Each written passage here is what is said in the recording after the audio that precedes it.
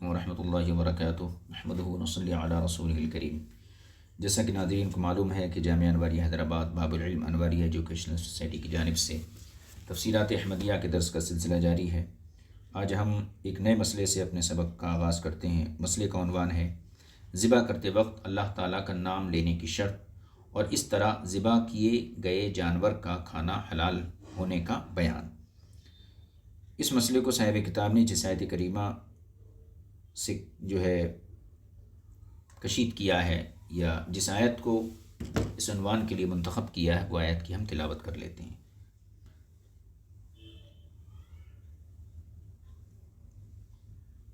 اعوذ باللہ من الشیطان الرجیم فَكُلُوا مِمَّا ذُكِرَ اسْمُ اللَّهِ عَلَيْهِ إِن كُنتُم بِآيَاتِهِ مُؤْمِنِينَ وَمَا لَكُمْ أَلَّا تَأْكُلُوا مِمَّا لَمْ يُذْكَرِ اسْمُ اللَّهِ عَلَيْهِ وَقَدْ فَصَّلَ لَكُم مَّا حَرَّمَ عَلَيْكُمْ إِلَّا مَا اضْطُرِرْتُمْ إِلَيْهِ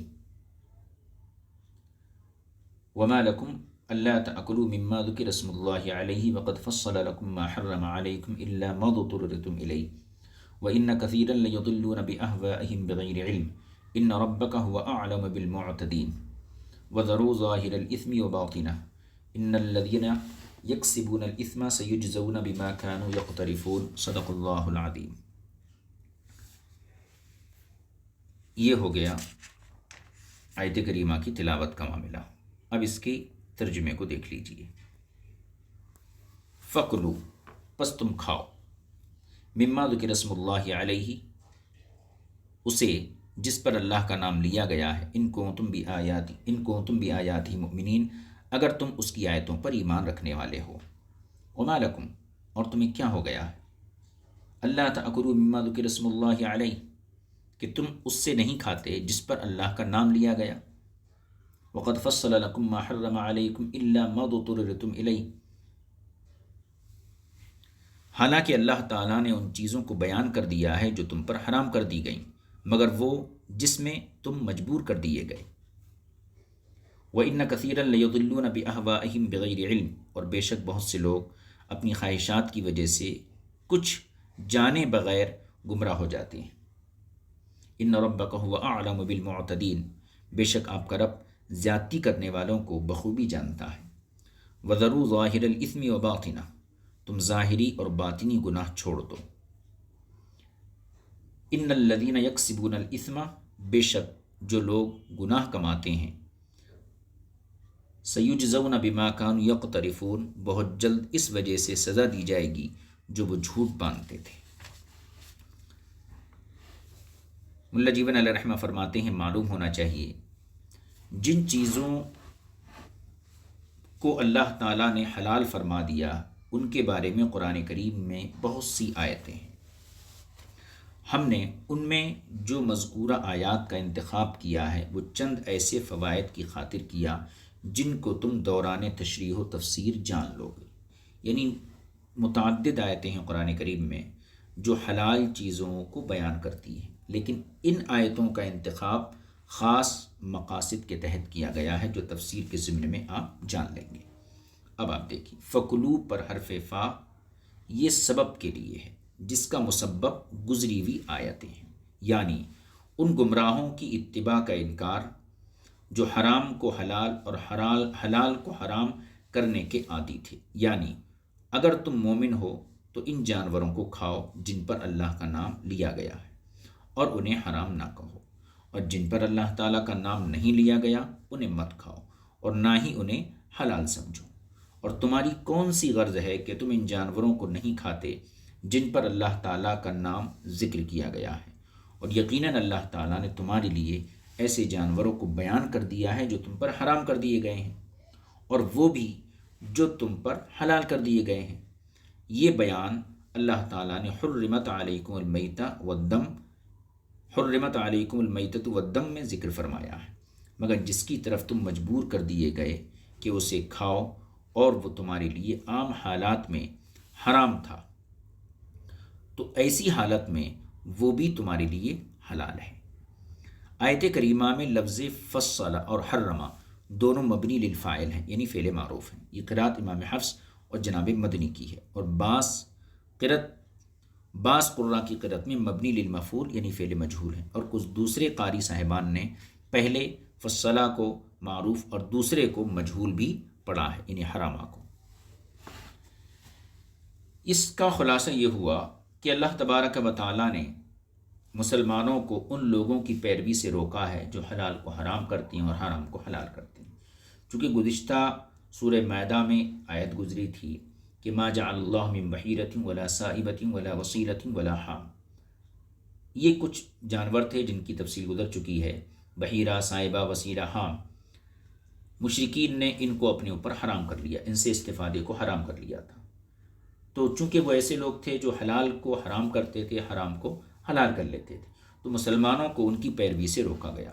فرمایا گیا تم صاحبان ایمان ہو، جس پر بھی اللہ کا نام ذکر کیا گیا اور وہ جانور ماکول الرحم ہے تو اسے حرام نہ کھاؤ، اس کو کھاؤ، وہ تمہارے لیے حلال ہے، اور جس پر اللہ کا نام نہیں لیا گیا وہ تمہارے لیے حرام ہے، اسے حلال مت سمجھو۔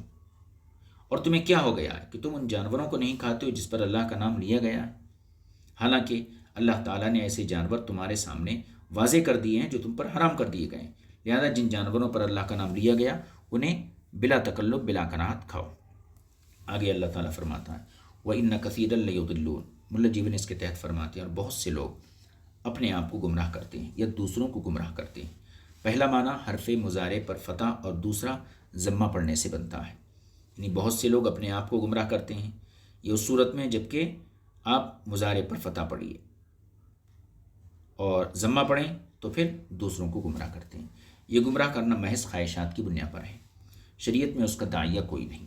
اور قول باری تعالیٰ وَذَرُوا ظَاهِرَ الْإِثْمِ وَبَاطِنَهُ، اس میں ظاہر سے مراد علانیہ اور باطن سے مراد پوشیدہ گناہ ہے جس پر عمل کر چکے، اور جو ابھی نیت میں ہے یا قہبہ خانوں میں زنا اور اپنے دوست سے پوشیدہ طور پر، یا شرک جلی اور شرک خفی وغیرہ ہے جیسا کہ تفسیروں میں مذکور ہے، اور اس میں اور بھی وجوہ ہیں جو تفسیر زاہدی اور حسینی وغیرہ میں ذکر کی گئی ہیں۔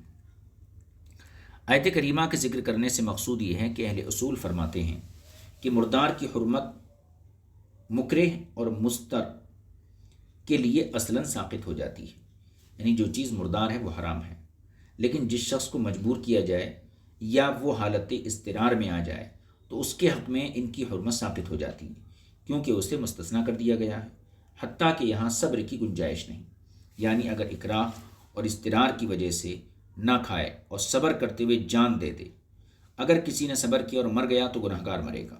یہ رخصت کی چوتھی قسم میں سے ہے۔ استثناء سے مراد اللہ تعالیٰ کا یہ قول ہے الا ما اضطررتم الیہ، کیونکہ یہ ما حرم علیکم سے مستثنیٰ کیا جا رہا ہے۔ معنی یہ ہوگا تمہارے لیے وہ جانور بیان کر دیے گئے جو تمام احوال میں حرام کر دیے گئے ہیں، مگر ضرورت کی حالت میں، یا تمہارے لیے حرام اشیاء بیان کر دی گئی ہیں جن میں سے وہ چیز مستثنیٰ ہے جس کی طرف تم مجبور کیے گئے ہو۔ ان دونوں طریقوں، یعنی دونوں معنی کا حال ایک جیسا ہی ہے۔ یہ معنی نہیں بنتا ہے کہ وہ تم پر حرام کر دی گئی مگر وہ جن پر تمہیں مجبور کر دیا گیا، کیونکہ اس میں حرمت کے ذکر کو تکرار سے بیان کرنے کی وجہ سے تکرار ہو جائے گی۔ اسی طرح یہ معنی بھی نہیں کہ ان میں سے کوئی چیز نہ کھاؤ مگر وہ جس پر تمہیں مجبور کر دیا گیا، کیونکہ آیت کریمہ کا سوق اس پر دلالت نہیں کرتا اور نہ ہی اس کی حاجت و ضرورت ہے، کیونکہ وہ ما حرم علیکم سے مستثنیٰ ہے، اور مستثنیٰ کا حکم اپنے ما قبل کے حکم کے مختلف اور مغایر ہوتا ہے، لہذا حرمت بالضرور اٹھ جائے گی۔